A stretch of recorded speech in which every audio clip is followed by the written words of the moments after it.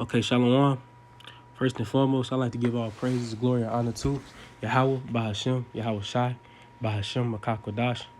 Double honors to the elders and apostles from Great Millstone for teaching me this truth and who will well. And salutations to the hopeful elect that you may be sealed. And hopefully through the grace of Yahweh, Bahashem, Yahweh Shai, that you may be saved. This is your brother Makawaya from the branch of the Great Millstone here in Chicago. And I'm coming at you with another lesson, man, that just to print a vivid picture in your head about what's to come to America, Babylon the Great, and then Jacob's trouble, and shoot, everything else is gonna follow, man. Just to put that vision in your head, or put a vivid image in your head to know what's to come to this place, man. And man, all I'm saying, it's gonna be a real life purge out here, man. It's gonna be a real life purge, and it's gonna be infinite times worse, man. Worse than anything you can imagine. This is I'm gonna start off with Isaiah chapter 13 and verse 15. Everyone that is found shall be thrust through, and everyone that is joined unto them shall fall by the sword. Their children also shall be dashed to pieces before their eyes. Their houses shall be spoiled, and their wives ravished. And that's what's gonna happen to this place, man. That's what's gonna happen to America, Babylon the Great, man. Actually, it's gonna happen, man. It's already happening all across the world, but everything must be, the Lord saving, America for last. But yeah, it said their children shall be dashed to pieces, their houses shall be spoiled, and their wives shall be ravished, man. There's a lot of, man, people are going to be getting R-worded out here, men and women. And a lot of these afflictions that's going to happen to these people, it's not going to happen from strangers. It's not going to happen, from strangers or, intruders or people that's coming to their crib that they don't know. It's going to happen by their own people that they know, their friends, acquaintances, their family members, their neighbors. And this was gonna happen to these people. They own friends. They own, they're like people that they know in their life. That is gonna turn against them, man. And this brings me right into my next precept, man. This is Matthew chapter 24, and I'm gonna start at verse 12. Actually, I'm at verse 12. And because iniquity shall abound, the love of many shall wax cold, man. The thing is, in that day, it don't matter if they're your family member, your friend, like your neighbor, your wife, your brother, anything, man. The love of many shall wax cold, man. The wickedness is gonna be going to and fro across this place, man. It already is, but in that day, no, they ain't gonna have no regard for you, man. These people ain't gonna have no regard. No matter if they known you before then, no matter how long y'all known each other, it's gonna be bad in that day. And especially since especially people that you close with, that know how your living situations, they know how many people in your house, what resources you have. They gonna want that stuff in that day, man. Cause man, they gonna want that stuff in that day. That's what's gonna happen, man. And the thing is, it says iniquity shall abound. And what's crazy is wickedness is already running to and from this place now. So that makes you think, if this stuff is already happening right now, man, it's only gonna get worse. And it's only gonna get worse out here, man. And actually, you know what? Now that I said that, this is I'm gonna go to the book of Luke, chapter 13, and Salakia. Oh, Salakia. No, that wasn't it. Luke chapter 23, in verse 31. For if they do these things in the green tree, what shall be done in the dry, man? And these people, they doing all this wickedness, all manners of wickedness right now. And they doing this in the green tree, where they're still able, to do the liberties that they want.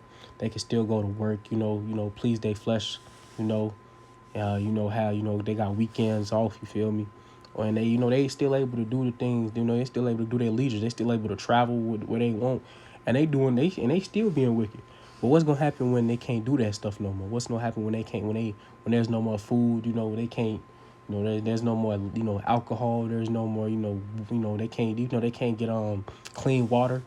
What's gonna happen in that day? These people are already, doing all manners of wickedness. So what's gonna happen when they starving? When there's a famine hitting? Esau is already, they already destroying their crops, to push this famine, and the Lord is, pushing this famine as well by destroying their crops, with natural disasters. But what's gonna happen when all that stuff gets shut off? Because as of right now, man, these people don't know. America is gonna be under siege, and when back in medieval times and ancient times, when castles and stuff are under siege, that means nothing was imported in and nothing was exported out. So nothing came in or nothing came out. And what happened to those people inside those castles that was, when they went under siege, they starved to death, or, they end up eating each other. They eating themselves alive. They was killing each other left and right. And that's what's going to happen to this place. These people are doing all manners of wickedness at the moment. And it's only going to get crazier. And like I said, it's going to be from your own neighbor. And hold on, Salaki. Actually, up. Right on point. This is 2nd Esdras chapter 15 and verse 19. A man shall have no pity upon his neighbor, but shall destroy their houses with the sword and spoil their goods because of the lack of bread and for great tribulation. And that day, that your own neighbor is not going to have no pity upon your house, man. They're going to destroy your house with their sword, which is the modern gun, and spoil their goods, which is their food, their water, their clothes, their women, because of the lack of bread, because these people going to be out here starving, man. So they going to do whatever it takes to feed themselves. They ain't going to care they ain't going to care who they stomp on. Man, women, elder, kid, it doesn't matter. And for great tribulations, man. So we going to need that hedge on our shoulders. Because in that day, man, we going to need, that's all we going to have is the Lord, man. And these people, they going to have nothing. They're not going to be able to think for themselves. And it's going to be all matters of wickedness, all matters of, just terror. And it's going to be a real life purge. And like I said, just to go back to, that Luke, it talked about, that they doing this stuff in the green tree. I know people that's been, as of recently, people been quitting DoorDash because they be getting robbed at gunpoint, just for DoorDash, for food, for DoorDash food. These people robbing people. They risking their lives for food at DoorDash when they can go to, to any homeless shelter, any canned food drive, go to canned foods and get any canned food drive, but they robbing people at DoorDash, man, and this is crazy. And they doing all this stuff now. So how much worse when, when all hell breaks loose and mugs can't get food through, where they can't go to, to no grocery store. And they can't get no food. And actually, that just made me think of a precept store. Houses empty. And this is 2nd Esdras chapter 6 and verse 22. And suddenly shall the sown places appear unsown. The full storehouses shall suddenly be found empty. And that's what's going to happen, man. These Jewel Oscos, your Krogers. Kroger has been, as of recently, they shut down a lot of Kroger's locations across the country. And it's slowly going to happen to the rest of these places, Walmart, all that stuff. And these people going to lose their fucking minds, man. It's going to be so bad out here. And I'm just trying to, paint that vivid picture. The scriptures is doing it. The script, I can't do it justice just by my words alone. And that, literally, that's what's going to happen around here, man. And all we going to have, is how about Shimmy Hawashai in that day. Like I said, a real life purge, and actually, Shalaki. I wrote another one down. Oh, I was going to end it with this. But yeah, this is Proverbs chapter 11 and verse 21.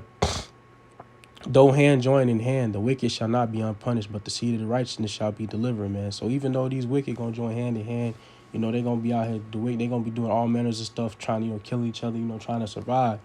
The seed of the righteous shall be delivered. We still going to be delivered in that day by Yahweh, by Hashem, Yahweh Shai.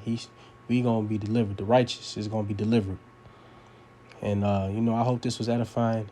And I'm going to, end it right here. And I'm going to give all praise, glory, and honor to Yahweh, by Hashem, Yahweh Shai, by Hashem, Makakwadash. Like I said, double honors to the elders and apostles from Great Millstone for teaching me this truth. And salutations to the hopeful elect that you may be sealed. And hopefully through the grace of Yahweh, by Hashem, Yahweh Shai, that you may be saved. Shalom and the Bible Ball.